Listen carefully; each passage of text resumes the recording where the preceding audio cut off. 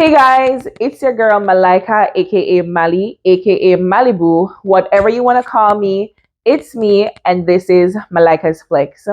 If you are moving to the United States anytime soon, here are 15 words that I think you need to learn.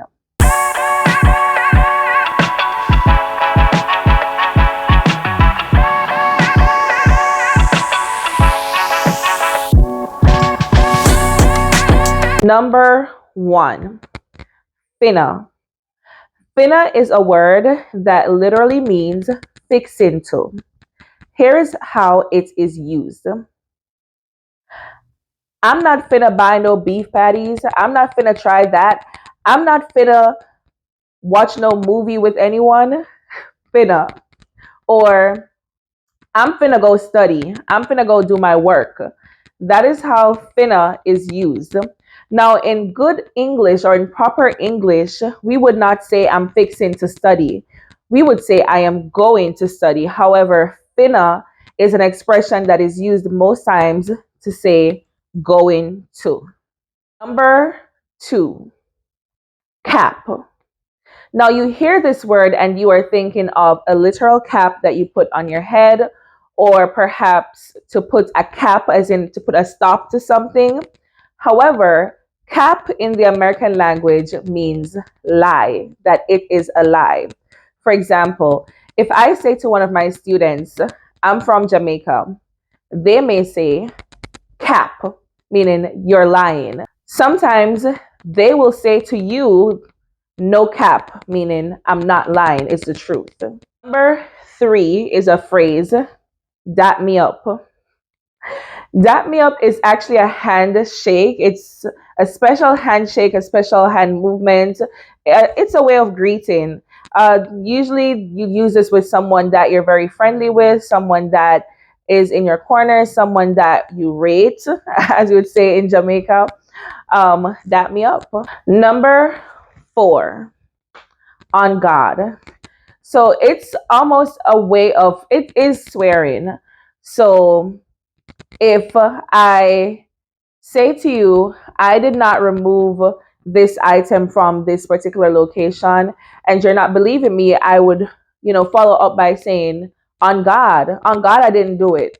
So on God, it's to show that, I mean what I'm saying, and I'm not telling a lie. Of course, people use this even if they're telling a lie, but it's definitely to convince people. Number five, you tripping. Now, you tripping can be used to say you're lying, or you tripping can be used to say you're not serious or you're too serious. So, for example, I'm a teacher. So, if I keep using students as an example, it's because I'm a teacher. For those of you who are new viewers, I'm a teacher. So, if I'm in a class with my students, and let's say I'm speaking to a child repeatedly about a specific behavior, and that child thinks that, they're being picked on by me because I'm, speaking to them over and over about something, they may say, you tripping, man, you tripping. So that's a way to say, you're being too serious, this is too much, So that's an example. It could be in an excited way to say, all right, I won $50,000, and the person could say, no way, man, cap, you tripping. Right? It's just to say you're not serious. That's not real. So that's another one. Number five is the word straight. This is not talking about sexuality. It's to ask if you're okay. So someone may ask you or say to you, you straight? And then you can respond with, yeah, I'm straight. Or nah, man, I'm not straight. Which means, are you okay? Yes, I'm okay. Or no, I'm not okay. Straight. Number seven is put your foot in it. So this is an expression used to say that you did a good job at this. I hear it most times where food is concerned, but people use it in other instances as well. So, for example, in terms of food, if let's say we're doing a potluck at work, that's where everybody brings their food and we share food. If we're doing a potluck at work and I think that your food tastes good, I could say, man, you really put your foot in this. So it means that you really did a very good job. You really worked hard and it came out really well. Number 8 is bussing. My students use this all the time. I hear this at least once a day, especially where food is involved. I normally hear it just with food. So I like to give my students treats sometimes, especially Takis. They love Takis. So if I give them Takis and I tell them, yes, you may have it right now, and they're eating their Takis, and they be like, ooh, these Takis are busting. They busting for real. It means that it tastes really good.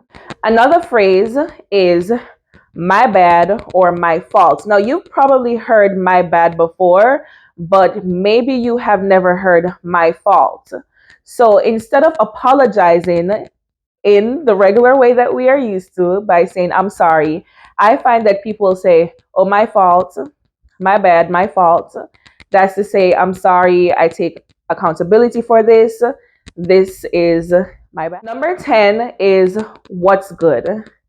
What's good is a way of saying, how are things? How are you? Hey man, what's good? It means is everything okay? You can respond, however way you want to. Number 11 is another phrase, God don't like ugly. Usually this is used when someone is doing something that isn't necessarily right, ethically right or something, and the people could say, God don't like ugly, meaning you will face the consequences, or maybe someone has already faced the consequences of their bad actions, and then we can say, God don't like ugly, and that is why this is happening to you right now.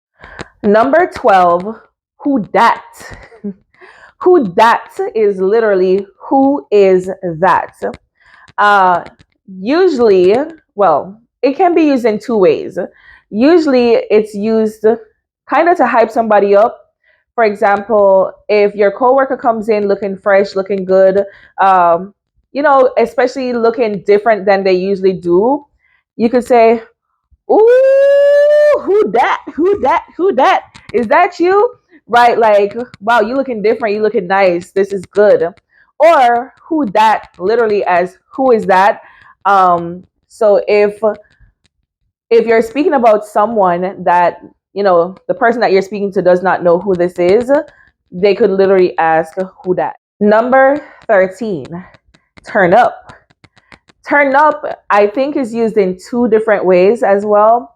Turn up in the sense that we're going to have a good time, we're going to party, we're going to have a good time.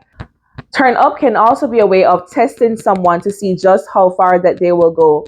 For example, let's say a student of mine is doing the most, they're doing what they're not supposed to do, or they're threatening to do something.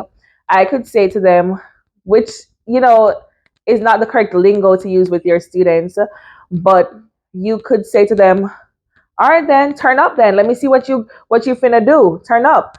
So it's just cheering someone on to see what the extent to which they're willing to go to prove their points or to show you just how bad they are. The next word, which personally I've never heard before coming to the US, is twin. I know the word twin as in this is my sister or this is my brother, and you're literally my twin. You're my sibling that I was born with. But they use twin in a way to say friend, or just to acknowledge that you're someone that they rap with, you're someone that they are for. We're cool. So I could say to someone, and I find it so weird at work when I say to someone, "Hey, good morning," and then my coworker is gonna respond with, "What's up, twin?" Or "Hey, twin, what's good? What's happening? What's popping?" Twin. The next word, number 15, is a word that I think most people have heard before. Maybe not, I'm not sure. But it's sus, as in short for suspect or short for suspicious. So if you're doing something that seems a little bit suspicious, let's say a student goes up to my desk and appears to be stealing something, but they're giving you like a side eye, like you're not really sure what they're up to. You could say, what are you doing? You looking sus. That's sus. There are different ways to use sus, but if you hear this word, At least you'll know the context in which it's being used. Now, I did say 15 words, but I'm going to add one more to it. And I think most people should know this word already, which is fleek. When something looks good, tastes good, is good, we say it's on fleek. Now, we have come to the end of our words that you need to know or learn before moving to the United States. If you already know some of these words, let me know in the comment section if there are words that I said or phrases that I used that you've never heard of before. Also, let me know in the comment section. And if I missed any word or phrase, let me know in the comment section. Thank you guys for watching. Once again, it's your girl Malika, aka Mali, aka Malibu. Whatever you want to call me, you don't know that it's me. And I'm saying bye.